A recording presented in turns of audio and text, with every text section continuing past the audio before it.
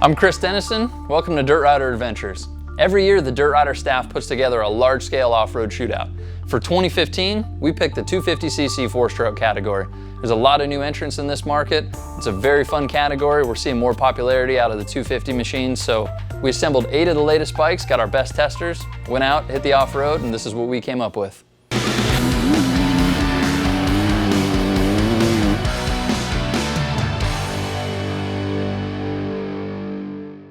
Out of the 8 bikes in this comparison, there was 2 that were the only representatives for their respective manufacturers.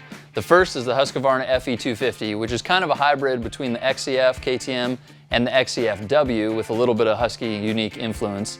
The other lone wolf was the Honda CRF250X, which, although it hasn't been changed in a few years, definitely surprised us on the trail. So the Husqvarna Fe250 motor is a little slow revving, but once you get into the mid and the higher RPM range, that's where the bike likes to be ridden. It's kind of fun if you keep it in the higher RPM, but overall it seems a little down on power compared to the KTM XCF, which is a very similar motor. The suspension on the Husky for me was okay while I was accelerating, but once I decelled, the front end just started diving down way too much for aggressive bumps. The handling on the Husky was very, very similar to the KTMs. Very stable, straight line. Not the most nimble like the Scirocco's, you know, maybe a little bit heavier feeling than the Honda, but kind of in the middle of the road. I can see where the more aggressive racer guys are gonna want the bikes that are a little sharper handling, but the Husky just was fun. It wasn't heavy feeling, it wasn't slow feeling. It just was the exact bike I wanted for casual trail riding.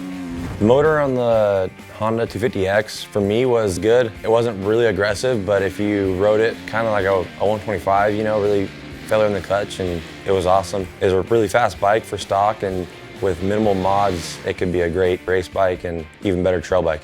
Honda's in a whole different class from these other bikes. It really feels like the most trail bike geared of all the bikes because it is super plush, super comfortable through all these smaller bumps. Like, I'm sure the faster guys are not going to be happy with it hitting big stuff at speed, but for casual trail riding, by far the most comfortable, most plush bike. The handling, it's a great chassis. If you set up the suspension for your weight and your ability, I think it can be a really good racing bike, but in stock form, it's just very soft. I think I put it second overall, but it really tied with the Yamaha YZ250. It worked exceptionally well at everything, and a few minor modifications, it could be my favorite. Prior to the shootout, there was only one staffer who had experience aboard a Scirocco motorcycle. Lucky for us, Scirocco sent us 2 of them. We had the 250 4-stroke and also the 300 4-stroke, which we felt belonged in the comparison.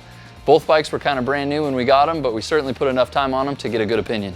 There's actually a pretty big difference between the 300 and 250 Scirocco motors. The 250, you have to ride it more like a 2-stroke. You have to ring it out more, use the clutch more. The 300 has a lot more torque, and you can ride it a little more lazily. Scirocco's were so soft that you could definitely tell that it was a company that was not with any motocross background. It was definitely a trail or trials bike background where, you know, single track those bikes really shined. For handling, I thought the 2 Scirocco's felt completely different. The 250 felt light and nimble and really fun to ride, and the 300 felt to me like the rear end was oversprung. So when I came into a corner, it didn't want to turn, and it just felt the front end was low and the back end was high, and it was a completely different bike. 250 was really fun for me. The 300 I was struggling with. I ranked the 300 second due to the fact that it's really easy to ride motor-wise. The 250 was ranked down a little farther, I think maybe 6th, just because it was a little bit tougher for me to get around. But both models I think are great. I just think they're more directed towards woods riding versus open desert riding. One of the major challenges of having 2 KTMs in this comparison was really explaining the differences between one and the other. We have the KTM 250 XCF-W, which is kind of built more for comfort, and then the XCF, which is more of a performance-oriented bike. Obviously, throughout the shootout, we learned how they stack up against the other machines. Both KTMs, the XCF and the XCF-W, were similar from mid to top end, where the drastic change for me was the W was a more smoother roll-on power, which was better for drier conditions or slick conditions. XCF is really exciting off the bottom, has a lot of RPM response and more racy. Suspension-wise, the 2 KTMs, I think the XCF-W was a bit harsh in the small stuff, the braking chop, and then the XCF had less of that sharpness to it, and it was better than the XCF-W. I'd rank them both about mid-pack. I thought they were probably geared for someone that was going faster or on rougher trails than what I was doing. As far as handling, the 2 KTMs are interesting because the XCF-W, it felt to me like a bike that's designed where you're standing up and and turning without leaning much. Like if I was gonna go race where you're going through tight trees, it seemed like the perfect setup.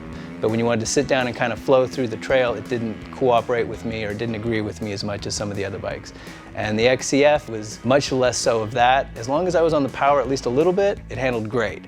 But for stuff where I was maybe a little nervous going down a hill or coming into a corner and coasting through something, basically riding wrong, it didn't do what I was asking it to do. To me, the XCF is great for a guy that can't decide if he wants to ride a Grand Prix, motocross, or ride some off-road and some single track. I think it's great for all of those types of riding. The W, I would say, would be more directed towards the guy who wants to ride single track, tighter woods, and more slippier conditions. KTM has the market for that as far as like, hey, you can do anything you want with the XCF, but if you're more directed to single track, the W is for you.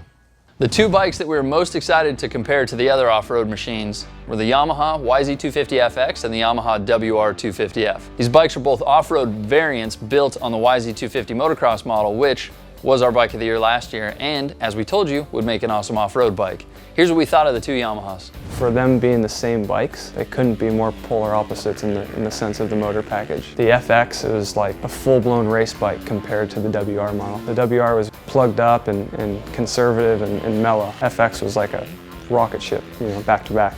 I really like the YZFX just due to the fact it's more of an aggressive type of suspension. It's built for faster or larger type of rider. You could feel a lot of the ground with the fork. The shock is really forgiving under acceleration. The WR is a little bit softer sprung and maybe a little bit more wallowy than the YZFX, but still equally as comfortable. I just feel the motor lacks some throttle response for the WR, so it just makes it feel a little bit heavier feeling. The handling on the Yamaha off-road bikes, both of them actually could be a little twitchy at speed. They're both really balanced.